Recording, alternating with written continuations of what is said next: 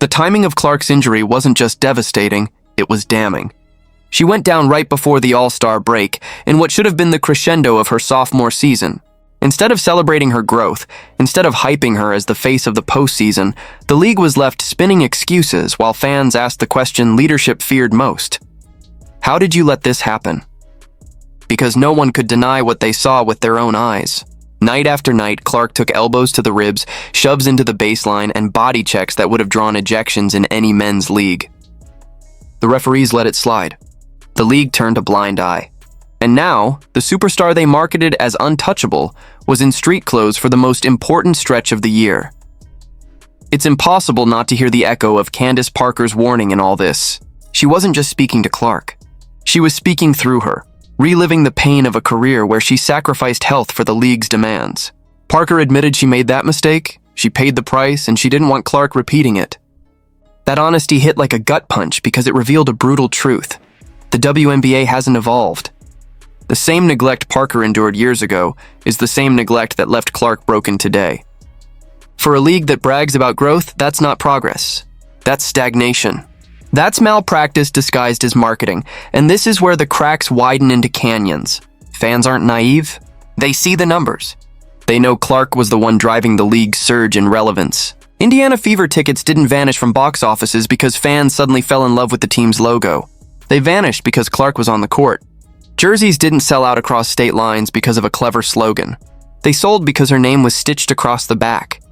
ESPN didn't enjoy record-breaking ratings because of balanced team storylines. They did because Clark turned every game into an event. Strip her away and the surge collapses like a sandcastle against the tide. That's why Parker's words landed so hard. She didn't dress it up. She didn't deflect. She said plainly what the league refuses to admit. Protecting Clark's future is more important than squeezing her into a postseason she wasn't ready for. That's not just smart advice, it's survival advice. The WNBA might not realize it yet, but Candace Parker was giving them their last warning. Respect Clark's body, respect her career, or prepare to bury the league with your negligence. The scariest part for executives is that Clark has options. Real, tangible, high-paying options that no star before her ever had.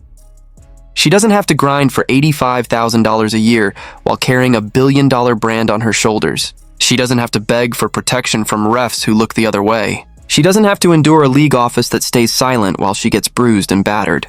She has leverage, and that leverage is terrifying.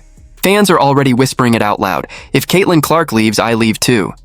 That's the power she holds. She isn't just part of the WNBA. She is the WNBA. Think about how fragile that makes the league's foundation. Candace Parker retires and the league keeps going. Sue Bird steps away and the league survives. Diana Taurasi fades and the league finds a way. But Caitlin Clark? Remove her, and you don't just lose a player, you lose the gravitational pull keeping the WNBA in orbit. That's why every shove, every elbow, every ignored foul wasn't just a physical blow to Clark. It was a blow to the entire institution. And now that blow has landed squarely in the form of her season-ending absence. Her social media post summed it up perfectly. It was short, it was polite, it was measured. But beneath the disappointment, there was something else. Resentment. She thanked her fans.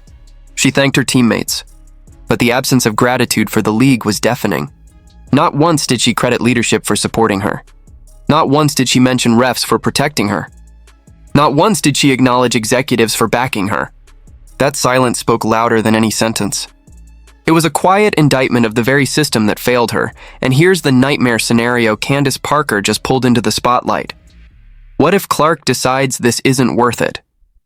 What if she chooses to play overseas, where the checks are bigger, the seasons are shorter, and the referees actually call fouls? What if she pivots into broadcasting, where her charisma, marketability, and intelligence could make her the face of sports media overnight? What if she builds her own empire, leveraging endorsements, NIL deals, and ownership opportunities that dwarf anything the WNBA could ever offer? In every scenario, Clark thrives. In every scenario, the WNBA shrivels. That's why Parker's comments carried such weight. She wasn't just advising Clark to protect herself. She was warning the league that their time is running out. Because if Clark walks, there's no backup plan. There's no replacement waiting in the wings. Angel Reese grabs headlines, sure, but not for the reasons sponsors crave. Other stars have talent, but none have the cultural pull Clark commands. The league put all its chips on one player and then left that player exposed until her body gave out. That's not strategy. That's suicide, and fans know it. They can feel the betrayal in the air. This isn't about one bad season. This isn't about one injury. This is about a pattern of neglect that's finally catching up. Clark should be leading playoff highlights right now, carving her legacy in prime time. Instead, she's rehabbing in silence while the league scrambles to explain why its crown jewel is broken in year 2. That's not just a missed opportunity. That's an existential crisis. So now the WNBA stands at the edge of the cliff, staring into the abyss Candace Parker just illuminated. Protect Caitlin Clark, respect Caitlin Clark, or lose Caitlin Clark. And if you lose her, you don't just lose a player. You lose your future. You lose your relevance. You lose the millions of fans who came not for the brand, but for the woman who made the brand matter. The countdown has already started. And if leadership doesn't wise up fast, the next time Caitlin Clark announces something on social media, it might not be about missing a season. It might be about leaving the WNBA for good. And if that happens, no press release, no slogan, no marketing campaign will save them. The obituary will write itself.